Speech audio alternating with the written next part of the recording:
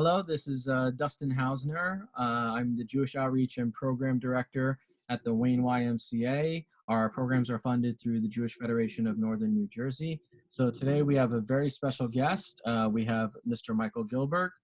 Michael Gilberg has years of both special education and disability rights law and advocacy experience. He is an attorney. He has his own personal experience as someone on the autism spectrum, dealing with disability law. The attorney, Michael Gilberg, received his JD from Pace University School of Law in 2007 after receiving both his BA and MPA also from Pace University. So, Mr. Michael Gilberg, welcome. Welcome. Thank you so much for being on today. Thank you, Dustin. Thank you for having me. Absolutely. So, one of the reasons we wanted to do this interview is, as you may be aware, this month is Autism Awareness Month. So I wanted to have an opportunity, since you are someone who practices law, who focuses with special education, disability law, and you publicize that you are yourself on the autism spectrum, for you to talk a little bit about your personal experience and also your work experience dealing with people with disabilities and especially children with special education needs. So I would like to throw it over to you. Thank you, Dustin. Yes, as you said, I grew up with undiagnosed Asperger's and was not diagnosed until I was 18. And just to clarify, they're not talking about this as Autism Acceptance Month versus awareness, because everybody's aware now. The whole point is to bring it towards acceptance, that people need to not just be aware, but actually accept people with autism. Everybody at this point is aware that autism exists. No, I'm thankful that you told me that, and for the future, I will make sure to say Autism Acceptance Month. So I thank you for letting me know that. And as you said, I have my own practice. I'm a special education attorney representing families in special education proceedings who have disputes with their school district regarding a free and appropriate education under the Individuals with Disabilities Education Act, who are looking for not just for different services, more services, or an out-of-district placement, not just for kids on the autism spectrum, but all disabilities. But I do have a focus on the spectrum because that's where my expertise lies, particularly kids who have social emotional needs that are overlooked because their academics are average to above average. Fantastic. So I was wondering if you could talk a little bit about, again, you mentioned that it wasn't that in your personal experience, you weren't diagnosed for many years. So I can only imagine, what may have been some of the challenges you had, growing up in the educational system with, being on the spectrum. So I was wondering if you could talk a little bit about your experience and maybe some of the changes that have been or even just some of the similarities that today's students have to deal with if they are on the spectrum. Sure. So I always talk about my story. And so it starts that when I was a kid, they didn't know that autism could be people like myself, people of average to above average intelligence, people who could communicate. Everybody saw autism as somebody who was in the corner banging their head against the wall and not able to speak. So they diagnosed me as hyperactive, ADHD, all this other stuff that was incorrect. I went through school, didn't get a proper education, and as I always say, I got to college without the foundational education I should have, but I caught myself up and was able to graduate with honors and fill in those gaps on my own. But not everybody's going to have that motivation to go fill in the gaps on their own. But when I was in 6th grade, and I always tell this story, one of the school social worker told my mother, forget about your son, throw him away. He's never going to graduate high school. Forget about him, throw him in the garbage. And then I had a friend at that time who confided something in the social worker privately in a private session and asked that he not repeat it to the whole class. The social worker violated this kid's confidence, told the whole class, and the kid said to me he'd never trust an adult again. They said he was well adjusted and ready to go back to public school, sent him back to public school, and the day before his 16th birthday, he committed suicide. While he said, I would never graduate high school, I graduated high school, college, law school, etc., and I'm a licensed attorney. About 5 or 6 years ago, I looked up the social worker online because now you can Google anyone, and unfortunately found out he had died a couple of years earlier of cancer. So I didn't get the chance to say to him, you failed me, but you failed this kid worse. But it showed me how the so-called experts don't always know what they're doing. And in particular, one of the problems is one of the reasons I was singled out versus this kid is he was quiet and he kept it all inside. I was very loud and let it all out. And so they were more aware of me, and he because I was very mouthy and told them when they were wrong. They didn't like that. But it also taught me, and now I know more as an attorney about how so much of this comes down to money. Unfortunately, getting kids the right services, it's very financially focused. And I hate telling parents your child is only a number, but ultimately there are so many kids who just don't belong in public school and they need specialized schools. And the problem is it comes down to money, and it comes down to taxpayer money that people are trying to figure out how to balance their budgets. But not every kid can fit in every environment. Sometimes kids need specialized environment, or the issue of kids who are being called uneducable, people who've been told that they're not educable. Those kids are incapable of learning. So I definitely want you to talk a little bit more about obviously the financial challenges and obviously the challenges you have faced with different school districts. I'm not asking you to go into details, but just Right. that people can relate to or things that people go through. But I was wondering if you can talk a little bit more about some of the challenges you faced specifically as someone on the spectrum, because you mentioned, which I think is really important, that you had a child who was very different from you and therefore got kind of a different treatment and extent, where there was kind of a idea that being on the spectrum, for the lack of knowledge there was back then, was one specific type of thing, if that makes sense. So, What do you mean? What do you mean? like, in other words, I was wondering, since you mentioned there was yourself and there was another person that was on the spectrum who got two very different You experiences. mean the friend I'm talking about who killed himself? We don't know that he was on the spectrum. That was never diagnosed. Oh, He okay. had something. There was no one said he was on the spectrum. Okay, so I misunderstood. So, but can you talk a little bit about, what were some typical things that you faced in regards to either not getting certain services that you needed, or things that it is like as a child on the spectrum dealing with a classroom setting that isn't, crafting their educational system towards your needs? Well, I think one thing was social skills. I was never taught really social skills as a child, or given the tools to have friendships and have social skills. And then this one friend I had, again, committed suicide the day before his 16th birthday. So, I didn't develop friendships until I was an adult, until I got involved with certain organizations and certain groups where I made a lot of friends. Um, and I think that I dealt with a lot of bullying as a child. I mean, we all deal with some level of it, but I think in particular, I was an easy target for bullies. And one of the things they did is they placed me in schools with kids I didn't really belong with, who were natural bullies. Mm. So I was placed in schools with kids who were maybe getting in trouble with the law for committing crimes, which was not where I belonged. And so I would get bullied in school. Educationally, they gave me the bare minimum. It wasn't what I would consider a real high school education, but I was, again, smart enough and motivated enough to self-teach. When I got to college, there were gaps, but I could fill those gaps in on my own, particularly in areas that I had strengths in, like math or history or um, sciences, where I could pick it up pretty quickly. Literature took a little longer. Okay. So, can you tell me, because as you mentioned, you're a practicing attorney today, obviously you deal with, I would think, a number of different school districts and obviously the law all the time. Have you found there's been a vast improvement?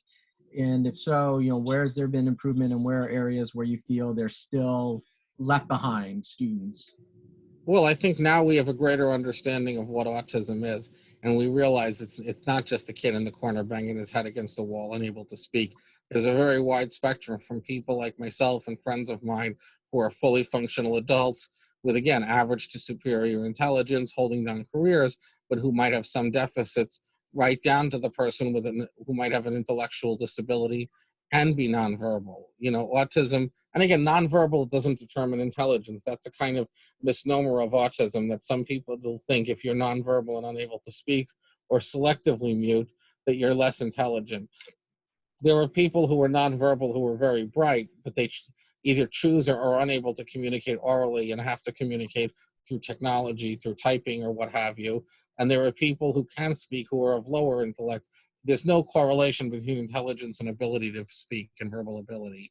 So it really varies. I mean, there are communication deficits in everybody on the spectrum in different ways, but it manifests very differently. You know, somebody once told me, for somebody on the spectrum, I'm amazingly perceptive. So I'm curious because you had mentioned earlier, and I do want to go back to it. You had mentioned the challenge of money in dealing with, you know, getting getting children the services that they need. I was wondering if you could talk a little bit about that, and also just the cases where, you know, children might need to go to a separate specialized school and the challenges of that. So just because I know that there might be some people out there listening who might have children who are on the spectrum. So, you know, these are things that they could be facing or may potentially face in the near future if they're still young. So I was wondering if you can talk about that. True. I mean, the problem is that not every kid fits in the public school environment, and public schools have limited resources and limited ability to serve every child. Some children need a smaller environment with less students. Some need more individualized attention. Some socially just can't fit in that big environment because public schools, you get all kinds of kids.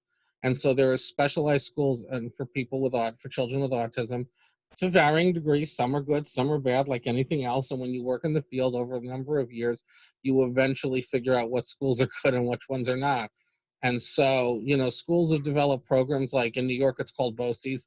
I'm not sure what it's called in New Jersey because I practice in New York and Connecticut, where there are consortiums of districts that try to pull their special ed kids together to get them more services, to have specialized schools where you might have 10 or 15 or 20 school districts. The problem with that is in some ways it works, but for some kids it doesn't. For some kids that doesn't work. And I had gone to both these programs when I was a kid, and they were not right for me. And I think one of the problems, at least when I was a kid, and we're talking obviously 30 something years ago, is those programs didn't really teach social skills in the way they needed. I think they're better today, but I think it depends on the individual child. The key word in the law is individual. It's the Individuals with Disabilities Education Act, which is the special ed law federally. And I think people forget the word individual. But also these private schools cost money. Some cost 60, 70, 80,000. And when you get up to the ones that are residential for kids who can't live at home because they're unsafe at home or they're a danger to the family, you can be talking up to 200,000. And school districts don't generally drop that money easily because their view is it's taxpayer money they have to act responsibly with, and their job is to safeguard the taxpayer dollars, and every kid that costs more money means possible tax increases. So a couple things I've thought of during our first of all, you had mentioned you know, the challenge of, you know, being part of the spectrum and, you know, dealing with social settings. Obviously we're having, I think, a wonderful conversation, wonderful dialogue right now, but I was wondering if you can talk a little bit about just the challenges, because I think some people don't know the difference between someone doesn't who has those challenges in dealing with social situations, like what that means. If I Well, I think it depends. I think and it's different for all people on the spectrum. You know, as somebody said, you've met one person with autism, you've met one person with autism. Hmm. And I think part of it is that, you know, we all have it in different ways. I think part of it for someone like me is I had to grow up a lot and realize that friendship is more of a give and take, and realize some of the reciprocal nature of friendship, learn how to understand others better and where they're coming from. And sometimes that it's not me, it's them. Hmm. And, you know, I've had some very fortunate friends along the way who've taught me the meaning of friendship and how to be a better friend and how to be a friend. No, well, that's an incredible and a very important life lesson. So I'm glad you were able to find those things and feel those things in your life. So I was curious. I'm going back for a moment when we were talking about obviously your practice as a lawyer yourself in the field of, you know, special education, and also for obviously disability rights. You know, can you talk a little bit about the types? Obviously, I'm not asking you to go into specifics, but the types of cases you deal with. Like, I'm curious, what are challenges that get brought up where someone like you would need to be hired or someone consulted or so forth? So very often school districts are not willing to pay for an out-of-district placement. And there's two kinds of private placements. There's what's called state approved and non-state approved. If it's state approved, it can be done through an IEP, which is an individual education plan, which is how special ed is done. Anybody who's got a child in special ed should have an IEP meeting, and the child has a document called an IEP. Those can be done if they're state approved through an IEP, but if the program is not state approved, it has to be done through generally a settlement agreement where you need attorneys involved to draft the agreement, make sure it's proper, that both sides are represented, because this involves money. Now, state approved versus non-state approved doesn't mean better or worse. State approved means that they've gone through licensing requirements with the state. And very often schools don't, a lot of very good private programs will not seek state approval because it's an undue burden to fill out tons and tons of paperwork. I've heard recently in New York, a number of schools that have been state approved are decertifying because they don't want to fill out hundreds and hundreds of pages of paperwork that New York State is making them fill out that are largely unnecessary. So, if you want a private placement and the school district says no, you almost always have to hire an attorney to make that happen. But also for changes to your IEP, changes to services, I have parents hire me not just for private placements, but because in a number of cases, I've had parents hire me because their child should be getting an IEP and this district has denied them 2 or 3 times. And by the 3rd or 4th time, they'll go to an attorney saying, help me, the school is denying my child special education. And when I get involved, they generally will end up giving them an IEP. Can you just talk a little bit more about, why a student would not get an IEP? I mean, I know you had mentioned a moment ago about the financial challenges of, sending a student out of district, but I'm curious why someone wouldn't get an IEP analysis. Well, there's financial aspects in district. They're less, but they exist.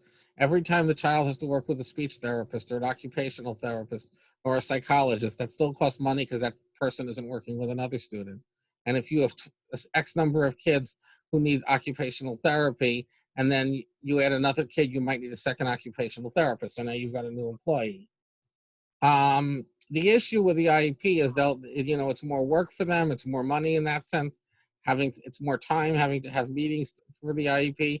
And in many cases, they will say, well, it's not impacting the student's education. And where this often happens is with kids on the spectrum is kids who are academically doing well and they're having social emotional deficits. They'll say, well, the kid has A's and B's.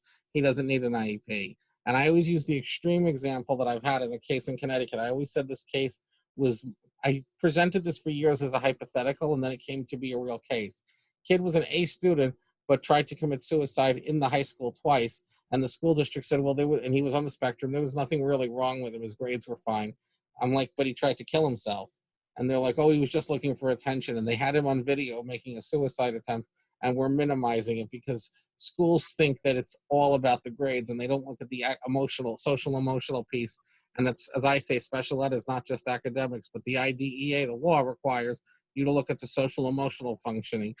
You can be the smartest, most capable person, but if you don't know how to relate to people or interact with people or function in society, you're not going to be very successful. And so the schools have a responsibility to teach the person how to interact with others in an appropriate manner. Have you found, again, you mentioned in your own experience that you had a set drive to get to the place that you were at and obviously accomplish law school and, be able to become social and do all these things. Have you found in either your experience or just from the many things you've been part of over the years, good resources for parents, regardless of what state they may be part of, ways that could help children in those areas of either social learning or have better competency as a parent of dealing with, the intricacies of, getting the IEP and things like that. So I know that's a big question, but What do you mean more specifically? Because it's a very broad question.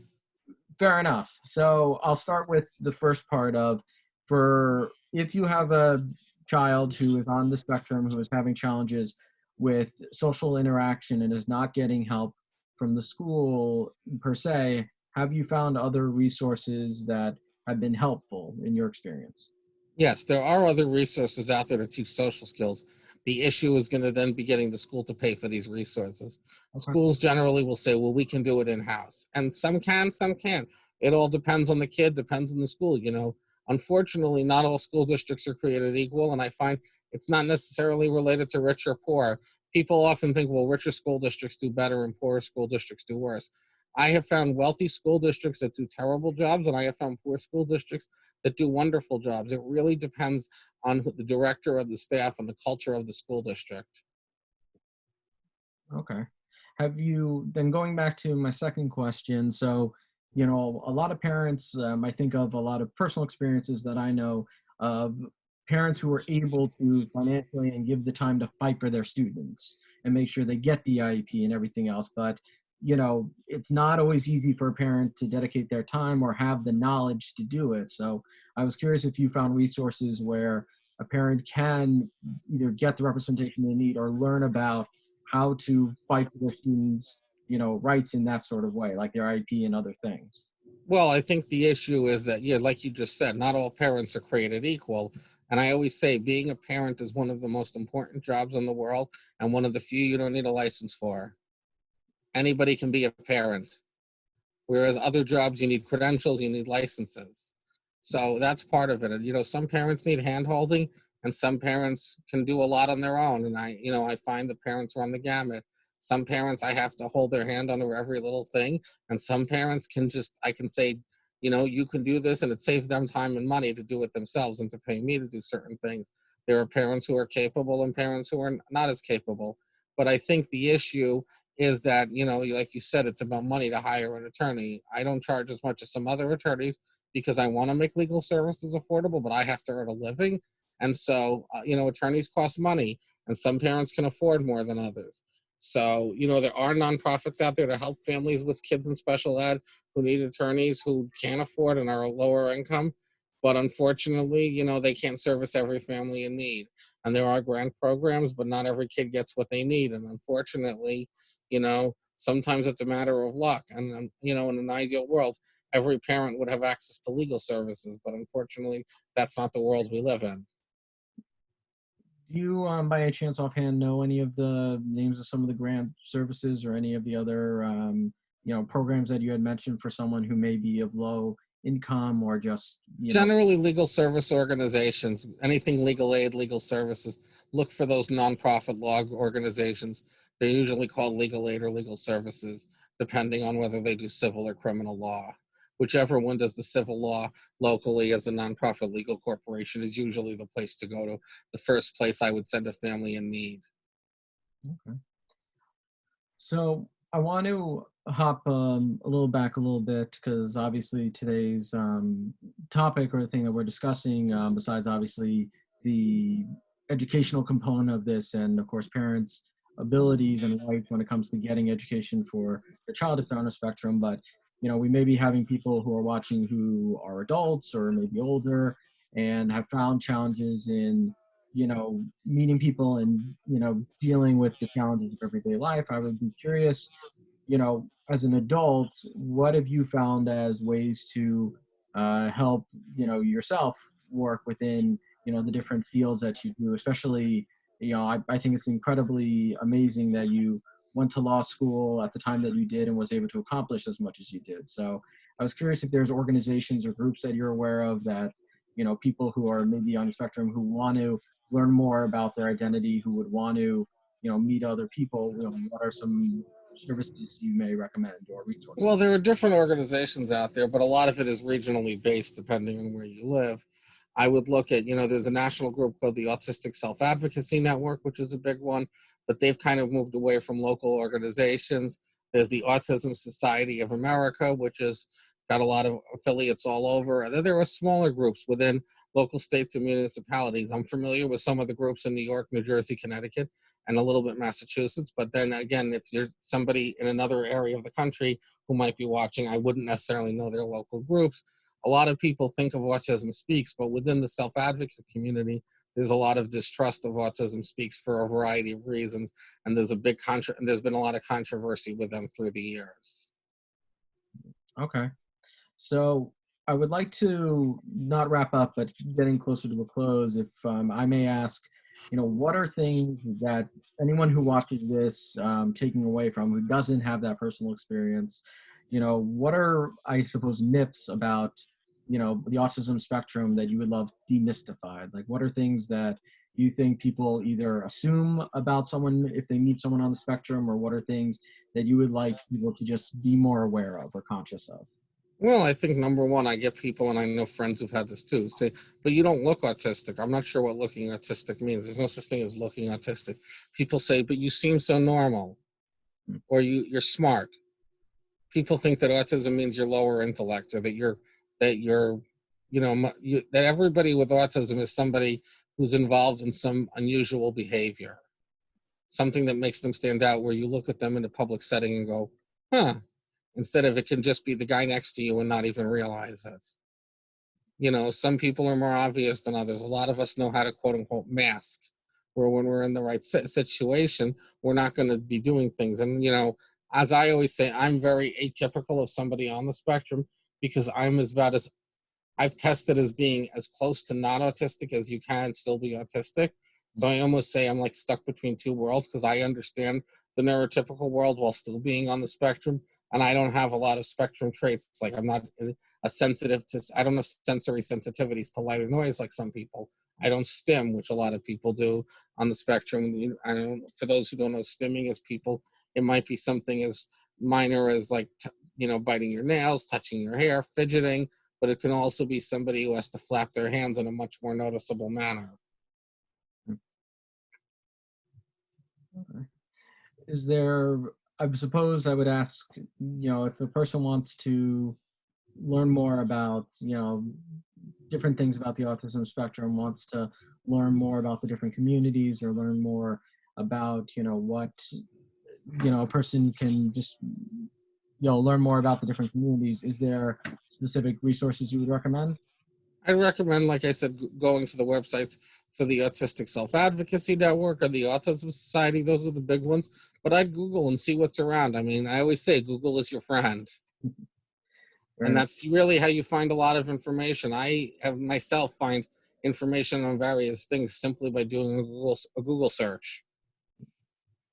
so I'll finish up with asking, for Autism Acceptance Month, is there any message you would want to give for someone who may be watching this, who may be on the autism spectrum, who, might be younger, who may be looking at, hey, you are a lawyer, you're someone who's doing so much for their local community, what is something that I can share? Just that eventually it gets better. Eventually you find your people that'll accept you, and there are people who will accept you eventually as you get older. But you also have to learn to, as I always say, there are people who think the society has to change to meet them. Some people on the spectrum, and there are some people who want to change to fit into society, and it's a balancing act. There are all social norms we all accept to live in society, the societal contract, but society should accept us for who we are, and it's a balancing act. But eventually, if you find that balancing act, you will find people who accept you.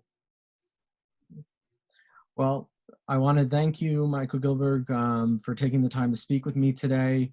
I want to thank you, obviously, for all the work that you do to help families and those in need. And if anyone wants to, look you up, or possibly want to get in touch to utilize your services, where would they be able to find you? They can go to my website, michaelgilbergesq.com. That's michaelgilbergesq.com. Fantastic. Well, thank you very much again for joining us today. And for those of you watching, I want to wish you a good rest of the day. Hope you stay safe. Hope you stay healthy, and all the best to you. Have a great day.